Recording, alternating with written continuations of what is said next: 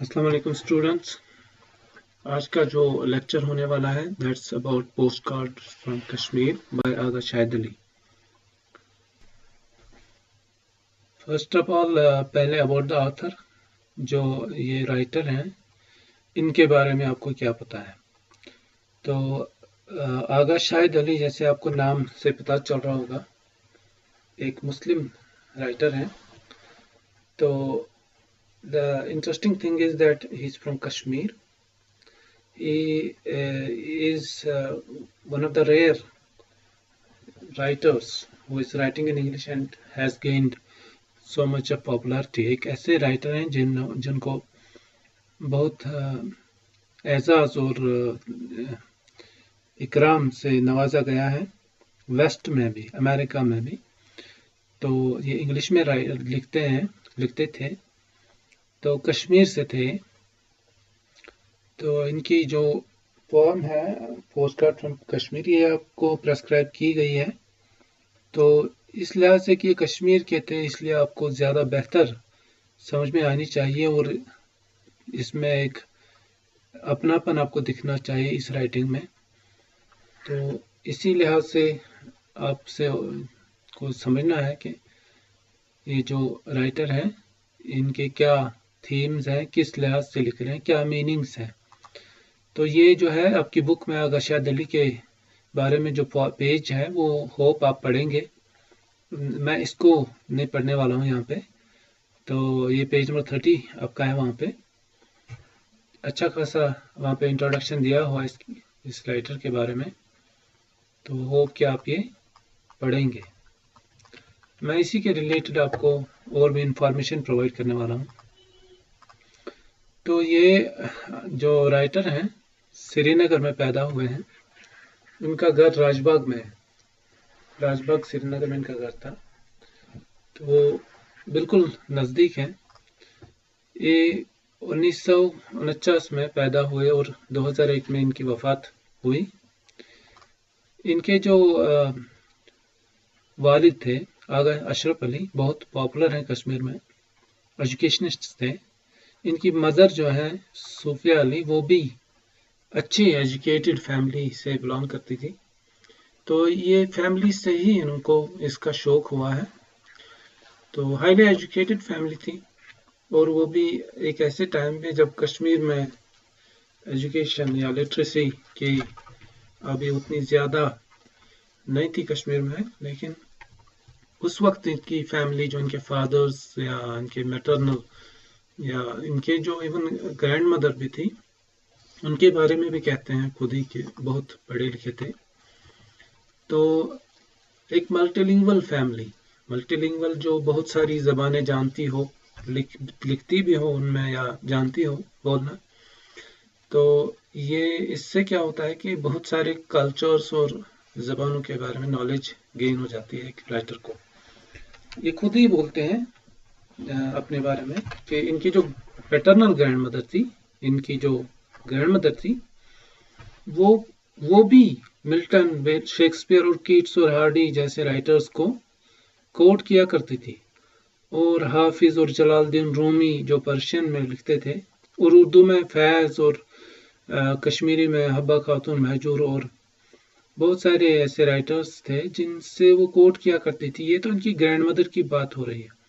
तो ये आपको एक आइडिया देना चाहिए कि ये इनकी फैमिली में कितना ज़्यादा एक्सपोजर था towards literacy, towards knowledge, towards writers, literature and in सभी के बारे में। तो ये इनकी फैमिली जो है वो दिल्ली में भी रहा करती थी, वहाँ पे भी इनका रहने का था, रहते थे बहुत पहले से ही। और इनके जो इनके फादर और मदर थे आगा अशरफ अली और सूफिया आगा अशरफ अली, उन्होंने भी पीएचडी करा हुआ था 1964 में। तो ये भी उन्होंने कहाँ किया था, बाहर किया था, वेस्ट में, अमेरिका में किया था।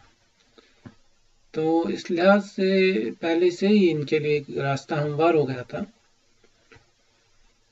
इनके घर में उर्दू, कश्मीरी, इंग्लिश हर ज़बान में बात होती थी।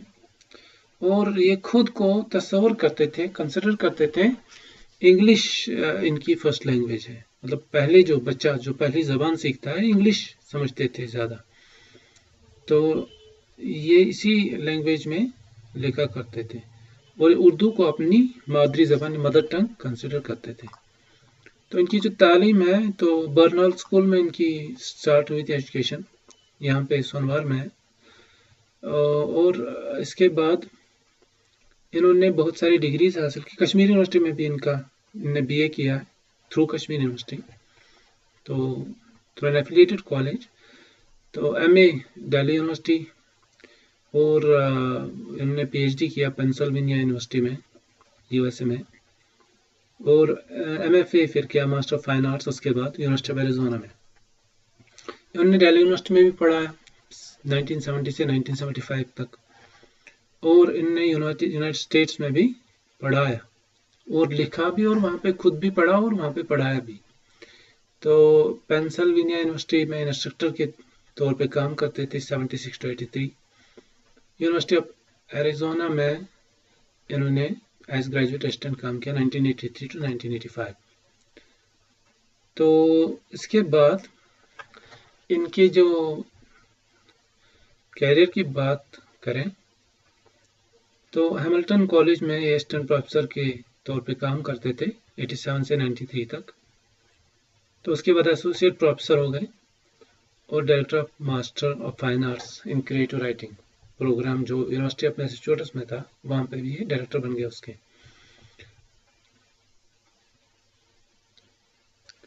तो इसके बाद इन्हें और भी यूनिवर्सिटी ऑफ यूटा में भी और वैरन विल्सन कॉलेज में भी इन्हें पढ़ाया। तो बहुत इलस्ट्रस कैरियर था इनका, तो लेकिन ये टीचिंग के साथ इनका ताल्लुक ज़्यादा रहा और राइटिंग भी करते थे। तो जहाँ तक इनकी राइटिंग्स का ताल्लुक है, इन्होंने पहली पोएम जो है ये 12 साल की एज में इंग्लिश में लिखी थी। तो उसके बाद इंडिया से ये बहुत पब्लिश करने की कोशिश कर रहे थे अपनी राइटिंग्स को, लेकिन अमेरिका में इन्हें रिजेक्ट किया जाता था। ये अमेरिका में पब्लिश करवाना चाहते थे अपना काम। तो क्योंकि इनके पेरेंट्स ने भी अमेरिका में पढ़ा हुआ था, तो ये इनके लिए एक रास्ता था, अमेरिका में ही पब्लिश करवाना चाहते थे। इनका जो ब्रेक थ्रू वो 91 में इनकी पब्लिश हुई नॉस्टैल्जिस्ट्स मैप बुक अमेरिका में, और वहाँ पे इसे बड़ा सराहा गया। तो उसके बाद जो इनकी राइटिंग्स थी, जो ये बुक्स लिखते गए, उसके बाद बहुत सारी बुक्स इन्होंने लिखी। तो इसमें ज़्यादातर एग्जाइल और लॉन्गिंग और ग्लोबल पर्सपेक्टिव के बारे में लिखते थे। एग्जाइल मतलब अपने वतन से दूर हो जाना, और लॉन्गिंग किसी चीज़ के लिए, पास्ट के लिए या अपने वतन के लिए या किसी आइडियल के लिए, ये सभी चीज़ें इनकी शायरी में या राइटिंग्स में देखी जाती हैं। तो ये country without a post office जो 97 में इन्होंने बुक पब्लिश की थी, बड़ी पॉपुलर है।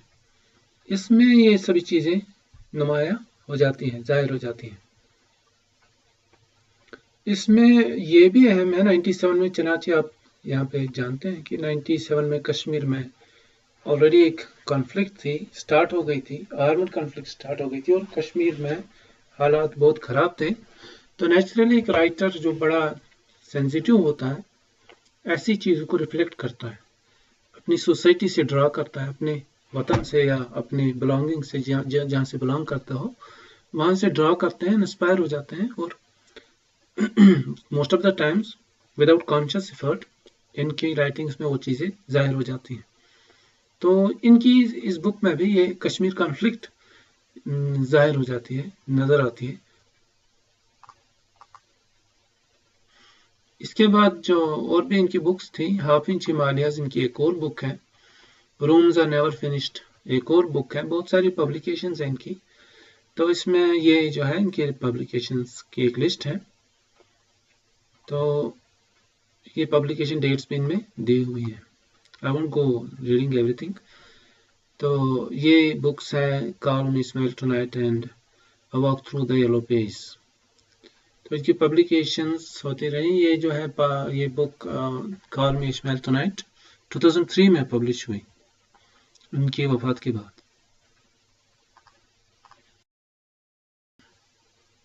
इनके बारे में एक अच्छा एक आर्टिकल मिला, ग्रेटर कश्मीर में पब्लिश हुआ है। आई होप कि आप स्टूडेंट्स पढ़ोगे इसे भी। यहाँ पे लिंक भी है, मैं इसको प्रोवाइड करता हूँ आपको मटेरियल्स में।